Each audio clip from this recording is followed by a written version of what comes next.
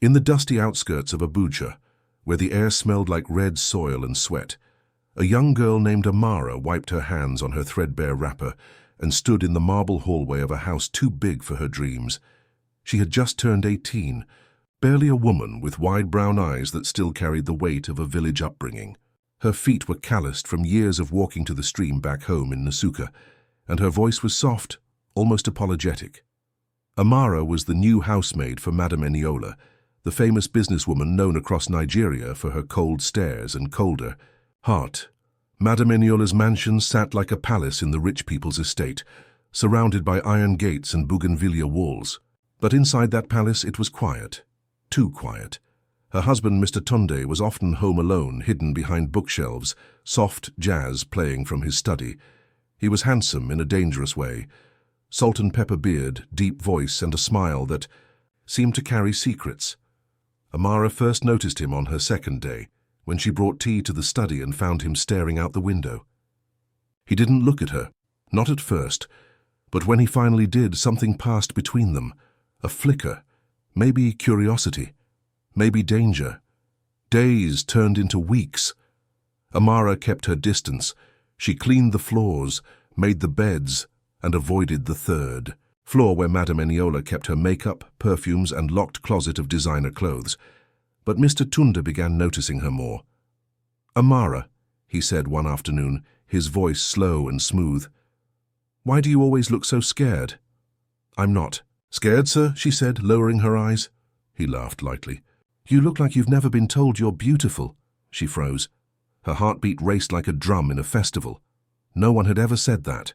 Not back in the village, not in her whole life. He didn't touch her, not that day. But something opened that shouldn't have, a crack in her innocence, a seed planted. Madame Eniola was away a lot, business in Port Harcourt, events in Lagos. She'd return like a hurricane, leaving orders and tempers behind. Amara feared her deeply. The woman didn't speak, she commanded. She didn't ask, she demanded. And above all, she loved her husband in a possessive, chilling way. He was her property, her trophy. But Mr. Tunde, when his wife wasn't home, was different, softer, almost lonely. One evening, rain fell heavy across the city. Amara stood by the kitchen window, watching the drops hit the earth like bullets. Her dress was damp from doing laundry, and her lips were cracked. Mr. Tunde came in quietly, holding 2 mugs. "I made tea," he said. "I figured you needed warmth," she hesitated, then took it. Their hands brushed. Her first electric touch with a man. She didn't know how to feel. Her mother had warned her of rich men, how they charm, lie, ruin. But Mr. Tunde didn't feel like a liar. They sat, in silence, just 2 humans, different worlds. One moment. Then came the night that broke everything.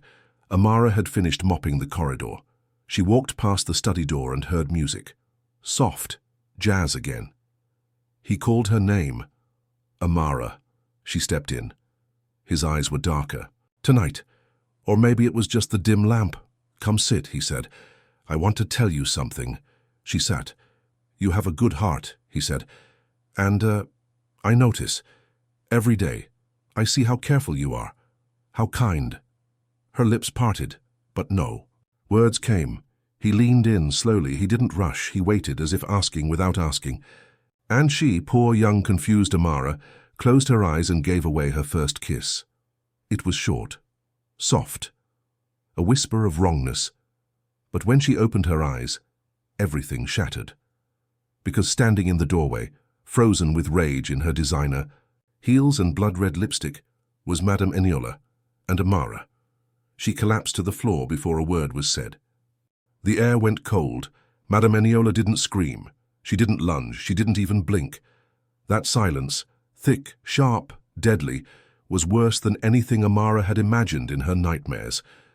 The rain outside pounded like drums of war, but inside, the room, only one sound existed. Amara's shaky breathing. Mr. Tunde stood slowly, his expression unreadable. "Eniola!" "Don't," she said, her voice cutting through the space like a knife. Amara couldn't lift her head. Her knees pressed against the smooth tiles. Her lips trembled, those same lips she had just given away. Her heart screamed apologies her mouth couldn't form. Shame flooded every vein in her body. "Get up." Madame Eniola's voice came again. Low and filled with venom, Amara struggled to rise, her hands slipping on the floor, her head bowed. "Madam, I'm sorry, I didn't mean—" "Shut your mouth." Mr. Tunde moved closer, trying to speak, but she raised her hand. "You." She looked him dead in the eye. "You sat in this house like a king while I worked my bones to feed your comfort. And now, a girl half your age?" Her lip curled with disgust. "Do you have any shame left, Tunde?" "It wasn't what it looked like," he muttered. She let out a dry laugh. "Oh, so she tripped and landed on your mouth?" Amara had never felt so small, so filthy. She wanted the earth to swallow her whole. The tears came now, unstoppable. "Please, madam. I'll leave. Please." But Eniola wasn't done. "Leave? Leave?" Her voice rose for the first time. "You'll wish leaving was the worst thing I did to you." She turned and stormed off, heels clapping violently against the marble floor. Tunde moved toward Amara, but she crawled back, eyes wide in panic. "No, don't. Please don't touch me." "I'm sorry, Amara," he said, looking suddenly older. "I didn't mean to drag you into this. I never wanted to hurt you, but the damage was done." That night, Eniola didn't eat, didn't speak. The mansion was silent again, but this time, the air felt like it was choking everyone inside. Amara didn't sleep. She stayed on the floor of the tiny servant quarters, arms around her legs, replaying it over and over. The kiss, the look on Madame Eniola's face, the way her body just gave up and crumbled to the floor like a lifeless thing. By morning, the storm outside had cleared, but inside, a new storm brewed. At sunrise, Madame Eniola sent for Amara. The maid who knocked on her door looked at her like she was a ghost, no pity, no kindness, just cold eyes. Amara stood in front of her boss, trembling. "You think I'll fire you?" Eniola asked calmly. Amara blinked. I don't know." "No, that would be too easy. I want you to stay." Her breath caught. "You'll continue to clean this house, wash my underwear, scrub the toilets, serve my food. You will walk these halls knowing what you did, and knowing I know. Every day." Amara's voice broke. "Please, I'm begging you. I'll leave, I'll go back to my village." "No, you won't." Eniola's eyes gleamed. "You'll stay, and you'll learn. I'll teach you what happens to little girls who think they can play woman with someone else's husband." Amara's legs went weak. Her knees hit the ground again. "But first," Eniola said, with a smile so terrifying it felt almost demonic, "you will apologize. To me. And to my husband. In front of the entire staff." Amara's eyes widened. "Please, no, please don't humiliate me." But the boss lady had already turned her back. Later that afternoon, in front of 6 other houseworkers, the driver and the cook, Amara, was dragged into the living room. Mr. Tunde stood there too, shame written on his face. Eniola crossed her. "Arms, go on," she said. "Beg. Let them hear how sorry you are." Amara's lips quivered. The tears came fast, her voice barely a whisper. "I'm sorry. Madam. Sir. I didn't mean to cause shame." The room was silent, all eyes on her, judging, disgusted. She had never known humiliation like this. Eniola's voice was calm. "Good. You'll do it again tomorrow." Mr. Tunde stepped forward. "Eniola, this is enough." She looked at him, with fire in her eyes. "Oh, we're just getting started. And Amara?" She knew something now. This was not forgiveness. This was war. That night, Amara didn't cry. She lay on her thin foam mattress in the tiny servants' room, eyes wide open, staring at the ceiling, her heart empty. Not broken, just numb. Something inside her had shut off. The humiliation, the looks, the whispers from other staff. They had all carved deep wounds in her spirit, but now she was floating above it. Hollow. The next morning she woke early, before the others. Her hands moved on autopilot as she swept the hallway, scrubbed the tiles and wiped the glass doors of the living room, where her shame had been displayed like a circus animal. The cook, Mama Ifeoma, gave her a pitiful glance while chopping onions. "Child," she whispered, "you shouldn't have kissed him." Amara said nothing. She knew everyone had taken sides, and none had taken hers. Mr. Tunda had disappeared since the incident. She hadn't seen him once. She wondered if he was hiding or if he had simply decided to pretend nothing happened. Maybe he felt guilty, or maybe men like him didn't bother with guilt. But Madame Eniola? She made her presence known. On the third day, she handed Amara a list of chores so long it was nearly impossible for one person to finish in a day. "And don't miss a single task," she said, her voice cold and precise. "If I find even one smudge on that chandelier, you'll be scrubbing it again at midnight."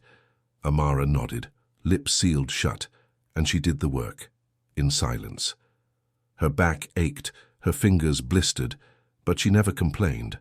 Every night, Eniola would pass by her and smile in that sharp, evil way. "Still here?" she'd ask. "Good girl." It was psychological warfare, and Amara was the battlefield. But something strange started happening. Even through the shame, the labor, and the mental torture, Amara began to see things. Small cracks in the perfect walls of this mansion. She noticed how Eniola would sit alone in the dark with a wineglass, her eyes empty, staring at nothing. How Mr. Tunda's study smelled of alcohol now, not books. How they slept in separate rooms. This house, so beautiful on the outside, was rotting from within. On the fifth day, while polishing the staircase rails, Amara overheard Eniola on the phone. "He humiliated me. After everything I did for him, no, I won't leave him. Let him suffer in this cage, let her stay too. I want both of them to rot under the same roof." Amara held her breath, frozen in place. She realized then, this wasn't about teaching her a lesson anymore. This was about control. Eniola wanted everyone under her heel, crushed and begging. Later that day, the gardener, Kunle, a boy just 2 years older than Amara, found her crying behind the trash area. He sat beside her, silent at first. "She's wicked," he finally said. "Everyone knows it, but you need to protect your spirit. Don't let her break it." Amara sniffled. "It's already broken." "No," he said softly. "If it was broken, you wouldn't still be here." Those words stayed with her. They curled up inside her chest like a small, flickering flame. The turning point came a week later. Eniola called a house meeting. She stood at the center of the living room like a queen before her court. "I've decided," she said with a smile, "to promote Amara." Gasps. "She will now be in charge of supervising the other housemaids. Report directly to me. Any laziness, she'll handle it. Isn't that right, Amara?" Amara stood frozen. She wasn't being rewarded. She was being turned into the villain. Eniola wanted the others to hate her. She wanted to isolate her, to make her the target. And it worked. The other girls started, whispering, avoiding her, tripping her. One poured dirty mop water near her shoes and smirked when she slipped. Amara went to Kunle. "Why is she doing this?" I apologized. "I'm still working. Why make it worse?" He looked her in the eyes. "Because power is her drug," he said, "and you wounded her pride. She won't stop until she destroys you, or until you stop her." That night, Amara stared at her reflection in the bathroom mirror. She didn't recognize the girl anymore. Not the shy village girl, not the servant. Not even the foolish child who gave her first kiss to a married man. She saw something else now, a survivor. And in her heart, something shifted. She would not cry anymore. She would not beg. And she would not let Madame Eniola win. If Eniola wanted war, then war she would get. Amara began to move differently, not with arrogance, not with fear, but with purpose. Every step she took through the mansion felt more calculated, every word she spoke, carefully measured. She knew now what she was up against, a woman whose power came not just from her money or name, but from her ability to break spirits quietly, piece by piece. But Amara wasn't planning to be her next shattered victim. The staff's attitude had turned sour, exactly as Madame Eniola had intended. Where there was once cold indifference, now there was open hostility. Amara's food went missing. Her clothes were stolen. One morning she woke up to find her mattress soaked with dirty mop water. They laughed behind her back, calling her Madam's pet, calling her names she didn't even know the meaning of until she asked Kunle. Still, she stayed silent. Still, she worked. Kunle remained her only friend. He'd sneak her clean towels, leave food hidden for her in the laundry room. He didn't say much, but his quiet kindness reminded Amara of her brother back in the village, someone who just understood without needing to explain. One night, Kunle pulled her aside. "I heard something," he whispered. "What?" "Madam's planning something. Bigger than this humiliation stuff." Amara's eyes narrowed. "What do you mean?" "She told the driver to take you somewhere next week. Said it's a lesson she'll never forget. I don't know where, but something's wrong." Amara felt a chill run down her spine. She remembered Madame Eniola's cold smile, that empty, vengeful look in her eyes. This woman didn't just want revenge, she wanted destruction. The next few days, Amara started paying closer attention. She began cleaning Madame Eniola's office carefully, checking drawers, scanning through piles of paper as she dusted around them. One afternoon, she saw it, a folded document sticking out from a file labeled House Help Registration. Curiosity burning, she opened it fast, heart thudding. It was a contract, a transfer agreement. Madame Eniola had sold her to another household. In Kano, a known political family with a reputation for abusing maids. The paper was signed, already arranged. A name at the bottom chilled her blood. Chief Danladi Hassan. Her breath caught. That was the name she had once heard her uncle mention, years ago, about a man who kept 5 underage girls locked in his servant quarters. The case never went to court. He had connections, and now she was being sent there. Amara folded the paper back, hands trembling. So that was the plan. Madame Eniola had no intention of firing her, nor letting her stay. She wanted her ruined elsewhere, somewhere worse, somewhere out of sight. Amara felt her chest tighten, rage bubbling beneath the surface. She went straight to Kunle after dark. "She wants to send me away, to someone dangerous." He looked at her, his jaw clenched. "Then you can't wait, you have to leave now." "I can't run, she'll track me." "Then you fight," he said. "Use what she's scared of." Amara's brows drew together. "She's not scared of anything." "Yes, she is," Kunle said slowly. "She's scared of being exposed." Something clicked. Madame Eniola built her empire on reputation. She wore perfection like a second skin. No one knew the monster underneath. If word got out, if even one whisper reached the right people, that she was selling girls, punishing them with cruelty, threatening them silently, it would crack the mask she wore so tightly. Amara had no power, no connections. But she had one thing now, a story. And people listened to stories, especially the ugly ones. Over the next 2 days, Amara gathered small evidence. She took photos of her soaked mattress. She secretly recorded Eniola's cruel remarks during punishment. She even caught a video of a bruised housemaid crying after being slapped by Madame Eniola. Something that happened so often. No one reacted anymore. Then she did the unthinkable. She borrowed Kunle's old Nokia phone, used his credit, and called a blogger who was once arrested for exposing a corrupt pastor. "My name is Amara," she said, her voice shaking. "I have a story, and I need to tell it before they make me disappear." The blogger listened. He asked for proof. She sent it. That night, she waited, heart pounding, soul on fire, and when the morning came, so did the explosion. A breaking news alert flashed. Across phones in Abuja, exclusive teenage maid exposes billionaire wife's secret abuse behind mansion walls. Amara's face wasn't shown, but the house was. The voice recording. The bruised maid. Even Kunle's testimony submitted anonymously. Madame Eniola's name was everywhere. The staff gathered around phones.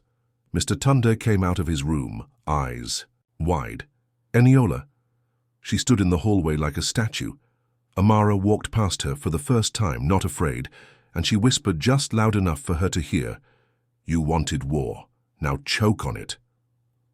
The mansion that once echoed with silence now buzzed like a hive set on fire. By mid-morning, reporters hovered at the gate. Phones rang off the hook. Cars slowed down outside just to catch a glimpse. Even the neighbors, rich, secretive, prideful, people, peeked through curtains with whispered gasps. Madame Eniola was trending. Not for her charity events or her company's latest contracts, but for being accused of abuse, manipulation, and trafficking a young housemaid. Inside, everything had turned upside down. The cook no longer barked orders. The maids, once snickering, had Amara, avoided her like she carried poison. And Eniola locked herself in her room. The same woman who once ruled like a queen now sat in her closet, shaking, glass of wine in her hand, staring at her reflection like it had betrayed her. But it wasn't just her reflection. It was the whole world. She made one call after another, lawyers, PR teams, police contacts. "Control this," she barked. "Shut that nonsense down. Find that girl." But it was too late. The recordings had spread. The bruised maid had been identified. An NGO had stepped in, demanding an investigation. And worst of all, her husband was nowhere to be found. Tunda had left the house early without a word. He didn't defend her, didn't call. He simply disappeared. Amara stayed quiet. She didn't celebrate. She didn't smirk. She just kept doing what she'd always done, sweeping floors, scrubbing windows, boiling yam in the kitchen. But this time every step she took was watched. The power had shifted, and everyone knew it. By the second day the police arrived, not for Amara but for a statement. She gave it calmly, sitting in the same living room where she once begged for mercy. They asked about her time in the house, her treatment, the transfer document. She gave them everything. "I have nothing to hide," she said. "But Madame Eniola does," the officer nodded grimly. "You're not the only girl coming forward now." Amara blinked. "What?" "There are 3 more. All worked here in the last 2 years. 2 in Lagos, 1 in Enugu. Same stories, same patterns, something cold wrapped around her heart." It hadn't just been her, she was one of many. The officer patted her shoulder gently. "You started something brave, Amara. Most people just survive. You fought back." That night, Madame Eniola finally came out of her room. She stood in the kitchen, her once flawless appearance cracked like old glass. No makeup, wrinkled gown. Her eyes were bloodshot from wine and sleepless rage. Amara stood frozen with a plate in her hand. Eniola's voice was hoarse. "What do you want from me?" Amara looked her in the eye. "I don't want anything from you," she said, calm. "I just wanted to stop being your prey." Eniola laughed bitterly. "You think you've won?" "No," Amara said softly. "I think I finally stood up." Eniola stepped forward.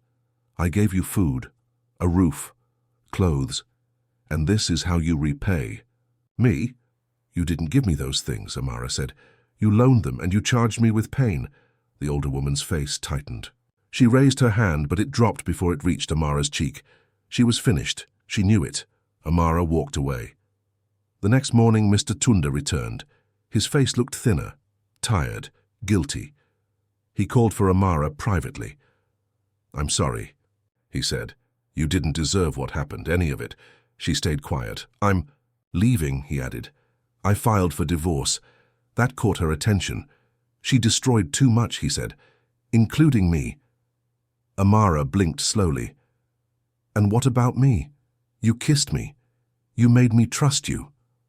"I know," he said, shame in his voice. "I was selfish. I won't pretend I wasn't, but I'll fix what I can."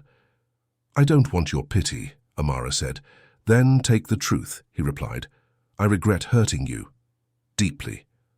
With that, he left the room. A week later, Madame Eniola was officially under investigation. Her face no longer appeared in fancy magazines.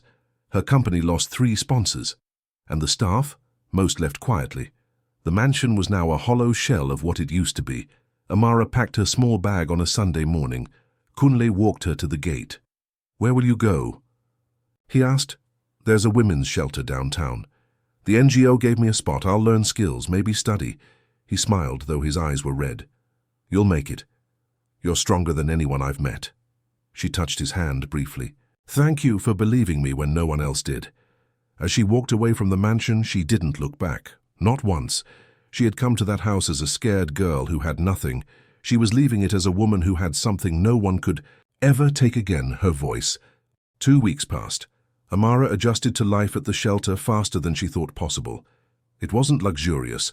6 girls shared one small room, and meals were simple. But it was safe. And for the first time in a long while, no one barked orders at her. No one slapped her for speaking wrong. No one humiliated her for existing. She was free. The NGO helped her enroll in basic classes, literacy, vocational training, and even counseling. Every day she learned something new. How to write her name in cursive, how to sew a button properly, how to breathe through the memories without choking on them. But something inside her still itched. Not pain, not fear, purpose. Because girls kept arriving at the shelter. Young, scared, broken. Some had run from wealthy homes, others from brutal villages. But their stories, different faces, same monsters. One girl, Ruth, couldn't stop shaking for 2 days. Her former madam had tried to burn her hand on a gas stove for dropping a teacup. Another blessing was sold by her aunt for 25,000 naira. The stories made Amara's blood boil. That night, she wrote a letter, not to Madam Eniola, but to the blogger who first broke her story. She told him she wanted to do more, help more, speak more. His reply came fast. "You have a voice now, Amara, use it." So she did. The next week, the blogger returned, with a camera crew this time. They interviewed her properly, a full feature. Amara sat wearing her plain Ankara dress and old slippers, and told her story again, but this time not with shame. She looked directly into the lens and said, "I was not rescued. I rescued myself." The interview went viral. Again. But this time people wanted more. Her story became a conversation across Nigeria about domestic staff abuse, power, silence, and justice. Women shared stories. Survivors spoke up. Hashtags trended. One lawmaker even proposed new protections for underage housemaids, and Madam Eniola, she had gone completely underground. The investigation deepened. More victims came forward. Properties were searched. Her accounts frozen. She issued one pathetic statement through her lawyers, calling the accusations fabricated, but nobody believed it anymore. Her empire was in ashes. Amara, meanwhile, had become a symbol, not a victim, a fighter. One evening, she was called into the NGO director's office, a quiet woman with grey streaks in her braids and tired eyes behind her glasses. "You got a letter," the woman said, handing her an envelope. Amara's hands shook. She opened it slowly. "It was from Mr. Tunda Amara. By the time you read this, I'll be in Ghana. I couldn't stay in Nigeria anymore, not after what happened. I failed you, and I'll live with that forever. But I wanted to leave you something, not out of guilt, but because I believe in what you're doing now." Inside the envelope was a check, 2,000,000. She stared at it like it would burn her fingers. It was real, signed, legal. She didn't know whether to cry or tear it up. The director spoke gently. "You don't have to accept it, but with that money, you could start something that helps more girls." That night, she didn't sleep. She thought of her village, the girls who never got a chance to leave, the ones who stayed silent forever. She thought of Eniola, all her power, her money, useless in the end, and she thought of herself, that young girl who once fell to her knees in shame, who once collapsed. After a kiss, thinking her life was over, but she wasn't over, she was just beginning. In the morning, Amara used the money to start the paperwork for a foundation, a center for abused housemaids, especially minors. A place of refuge, learning and strength. She called it House of Daughters, because girls like her were more than maids, more than victims, more than property. They were daughters of strength, born of fire, and survivors of storms. 1 year later, the sky over Abuja was clear, stretched wide with a soft breeze that smelled of dust and mango trees. The city had moved on, as cities do, from scandals and headlines, but one name still whispered in conversations with quiet. Admiration Amara. Her foundation, House of Daughters, stood proudly on a quiet plot of land donated by a woman who had once escaped her own brutal employer. The building wasn't large or fancy, just 4 rooms, 1 small office and a shaded courtyard, but it meant everything. For the girls who came through its doors, it was a second chance, a safe breath, a return to dignity. Amara sat in her modest office, filing paperwork, wearing a plain yellow dress and a scarf tied neatly over her braids. Her confidence was effortless now, natural. She didn't need loudness or power suits. Her strength was in her calm, her story, and the fact that she had survived and transformed. There were now 37 girls under her care. Some were pregnant, some bore scars, some still flinched when someone raised their voice. But all of them smiled when they saw her. She wasn't Madam, she was Sister Amara. And that title meant more than any honor ever could. The NGO that once housed her had now become a partner. Lawyers volunteered time. Counselors came weekly. Even Kunle, her quiet friend, worked there part-time now, running errands, fixing plumbing, planting a little garden in the back with the girls. He still didn't say much. But his loyalty? Unshakable. One afternoon, as Amara stepped out to the courtyard, she saw a little girl, maybe 9, hunched over a drawing. "What are you making?" Amara asked gently. The girl looked up. Her eyes were round and still full of shadow. "It's a house," she whispered, "where nobody shouts." Amara knelt down, tears threatening. "That's what this is," she said. "You're already home." Suddenly, a familiar voice called out from the gate. She turned, heart stopping. Mama. Her mother, grey now, thinner than before, but with the same strong back and sharp eyes, walked through the gate in a wrapper and headscarf, tears already rolling down her cheeks. "I saw you on the news," she said, her voice cracking. "They said my daughter is a blessing to many, that my daughter built a home for broken girls." Amara ran to her, held her tight. "I'm sorry, Mama. I left without saying goodbye." Her mother shook her head. "No, you left to save yourself, and now look at you. You saved others." They wept together, under the wide Nigerian sky, surrounded by the laughter of healing girls. But the world hadn't forgotten the enemy. Madame Eniola had lost everything. Her companies collapsed. Investors withdrew. Public shame swallowed her reputation whole. With mounting legal cases, she'd fled the country months ago, rumored to be hiding in South Africa under a different name. No one knew for sure. And no one cared to find her, because her fall wasn't the story people wanted anymore. Amara was, a magazine called her, the voice of the voiceless. An international charity offered her a scholarship to study women's rights in Kenya. Even a television producer reached out, asking for permission to adapt her story into a film. She smiled at the idea, not for fame, but because someone somewhere would see that movie and say, "I am not alone." That night, Amara sat under the stars on the foundation's rooftop, feet dangling, eyes closed, the air thick with peace. Kunle joined her quietly, as he always did, 2 mugs of tea in hand. "You still scared of heights?" he asked, grinning a little. "Not anymore," she said. "I've fallen far worse before." He nodded, then asked, "Do you ever miss your old life?" She thought, for a moment. "No. I miss the girl I was, but I love the woman I became." Silence wrapped around them gently. Then Kunle said, voice low, "You gave your first kiss to the wrong man." She turned to him, surprised. He looked straight ahead. "If I were him, I would have held your heart with both hands." Her breath caught in her throat. She said nothing, but she smiled, because for once it didn't hurt to remember. It felt like healing. And somewhere deep in her soul, Amara knew. The girl who collapsed from shame in a rich woman's mansion had risen. Not just as a survivor, but as a savior.